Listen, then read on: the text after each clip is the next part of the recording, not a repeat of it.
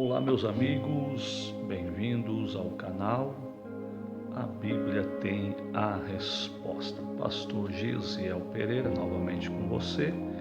Vamos continuar a temática do vídeo anterior, o que significa a expressão o dia do Senhor.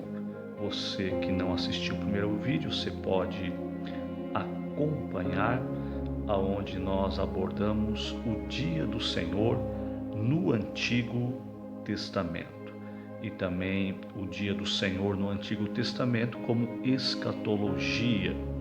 Hoje vamos estar falando o dia do Senhor no Novo Testamento, eventos que aconteceram, e também o dia do Senhor no Novo Testamento como escatologia, aquilo que ainda há de acontecer. Você que deseja pode deixar aí o seu like, o seu comentário, sempre é muito importante para nós. Também está presenciando, vendo os seus comentários sobre o assunto. Se inscreva no canal, compartilhe este vídeo.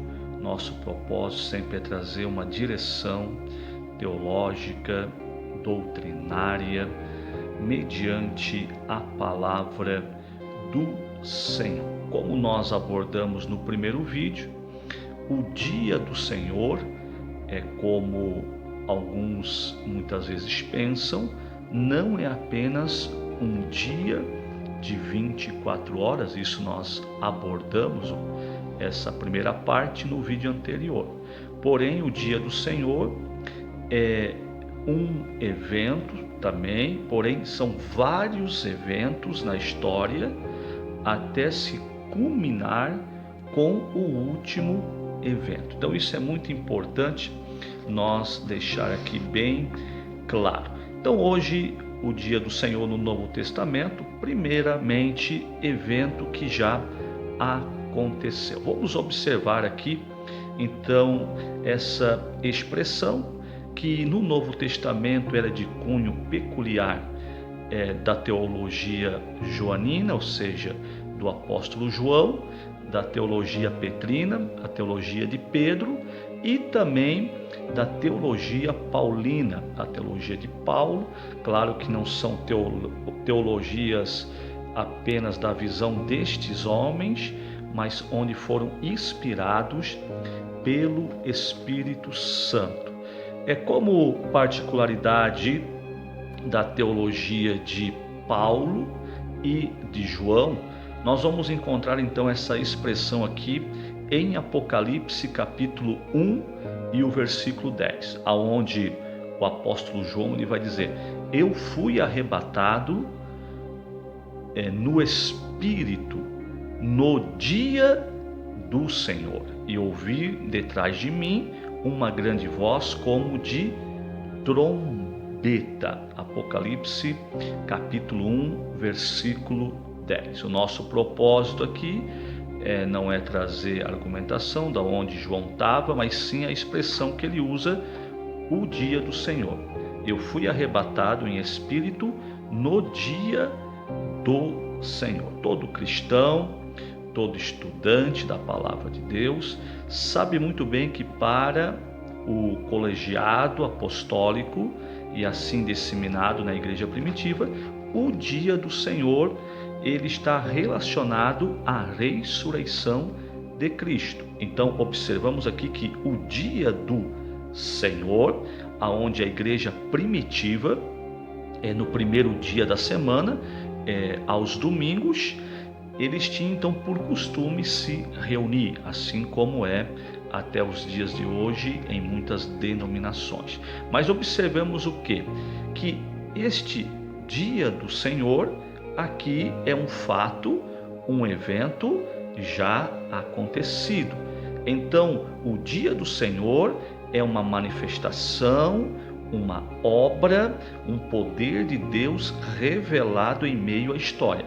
E a ressurreição é um fator histórico, é um evento histórico, aonde o nosso Senhor, nosso Cristo, ele ressuscitou e nunca mais voltou a morrer. Por isso, ele é também denominado a ressurreição como o dia do Senhor. O apóstolo Paulo também trabalha desta maneira. Por que essas abordagens? Para nós chegar a essa conclusão que o dia do Senhor não é apenas um evento escatológico, mas sim manifestações de cunhos muito importante na história. Por mais que não é mencionado o próprio Pentecoste, quando desceu a descida do Espírito Santo, ela pode se denominar também um dia do Senhor. Por quê? Foi uma obra, uma manifestação do Senhor em um evento no meio da história. Ok? Vamos então agora dentro do fator escatológico, aquilo que ainda não aconteceu. O apóstolo Paulo, em 1 Tessalonicenses, capítulo 5, versículo 2, ele vai dizer assim: porque vós mesmos sabeis muito bem que o dia do Senhor virá como o ladrão de noite, ou o ladrão da noite. Porque vós mesmos sabeis muito bem que o dia do Senhor, como eu já falei no outro vídeo, a expressão aqui emerra curios, o dia do Senhor, ou mediante a declinação emerra tus curios, nós só vamos saber o significado mediante a todo o contexto que esta expressão está incluída. Aqui então nós vemos o apóstolo Paulo, dentro da sua teologia, apontando para algo que ainda há de acontecer. Nós também vamos observar em 2 Pedro, capítulo 3, versículo 10, dentro do pensamento de Pedro, da sua teologia, ele vai dizendo assim: o dia do Senhor virá como ladrão. Então, o dia do Senhor, a mesma expressão, com a mesma expressão virá como ladrão,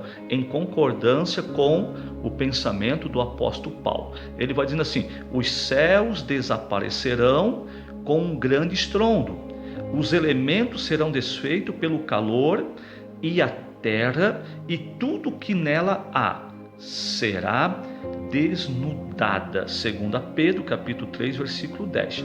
Observe que o dia do Senhor, com a outra expressão, virá como o ladrão, aonde Paulo e Pedro, eles concordam em si, mas observe que, mediante o texto de Pedro, ele não está aqui apontando o dia do Senhor como o arrebatamento, mas algo após o arrebatamento, que é a vinda de Cristo em glória. E essa vinda de Cristo em glória, haverá alguns acontecimentos fenomenal, aonde vai dizendo o texto aqui, certo? Que os céus desaparecerão com grande estrondo, os elementos serão desfeitos pelo calor, e a terra e tudo o que nele há.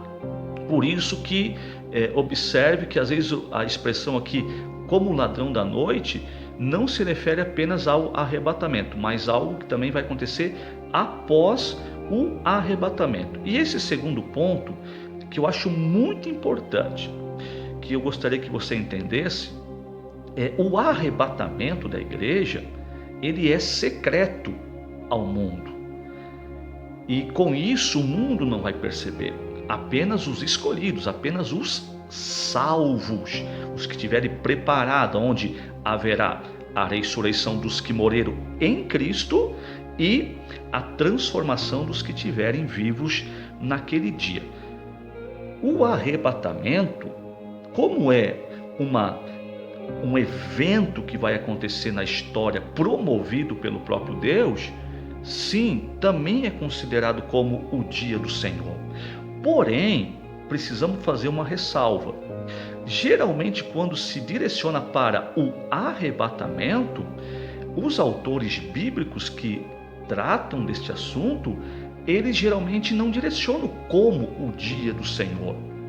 Porém, eles direcionam como arrebatamento, eles direcionam como um grande mistério, que são as duas expressões do apóstolo Paulo, o arrebatamento, 1 Tessalonicenses, e em 1 Coríntios, ele fala, eis que vos digo um grande mistério.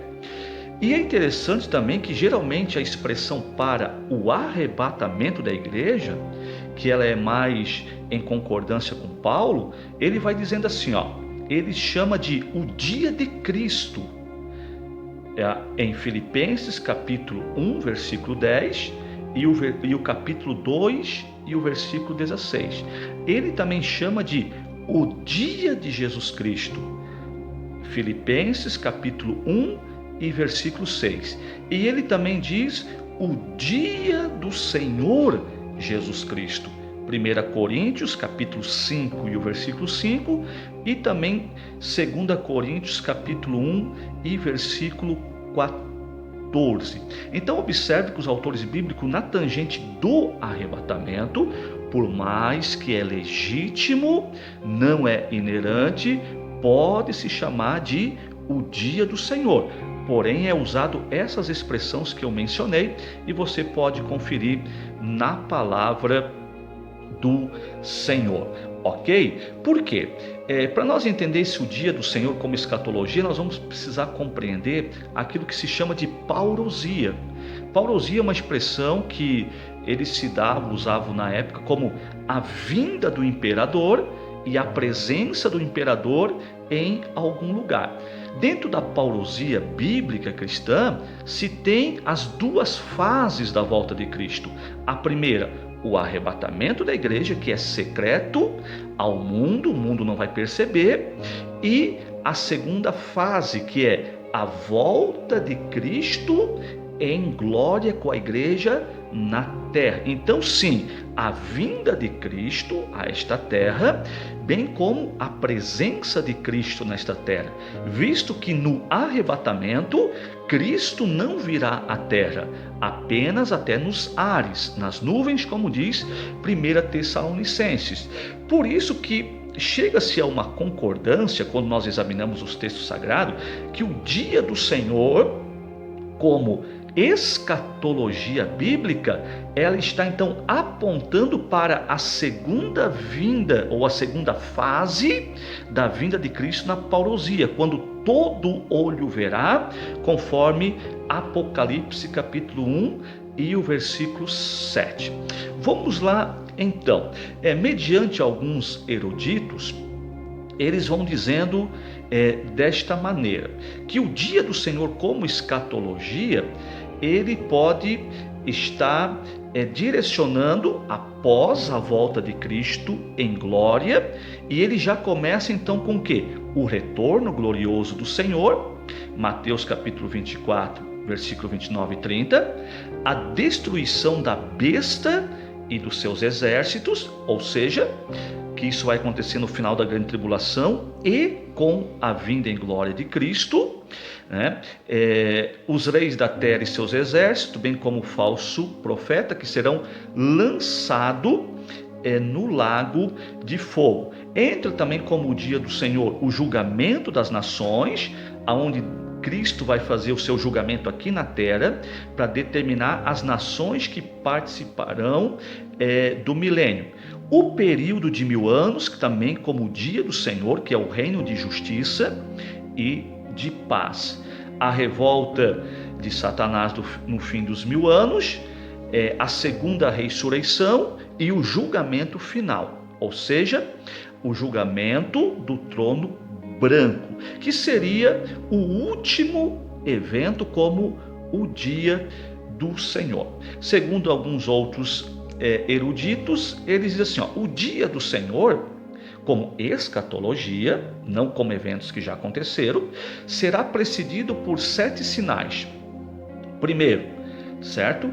Perturbações cósmicas, Joel capítulo 2, a insensibilidade da igreja professa, aquela igreja que se diz ser igreja, mas não é, a apostasia da falsa igreja, o arrebatamento da igreja, a manifestação do homem do pecado, o reino do anticristo, certo? Bem como os juízos apocalípticos, do capítulo 6 ao capítulo 18. Então esses aqui seriam sinais antes do retorno de Cristo em glória, aonde está incluído o próprio arrebatamento. Queridos, que Deus possa abençoar a sua vida de uma forma toda especial. Vídeo sempre muito claro, explicativo, para você poder compreender algumas coisas muito importantes da palavra de Deus. Fique com Deus. Toda semana um novo vídeo, seja de complemento ou seja mesmo um vídeo com um novo assunto. Não esqueça, compartilhe, deixe seu comentário, e isso é muito importante para o canal. Que Deus abençoe a todos.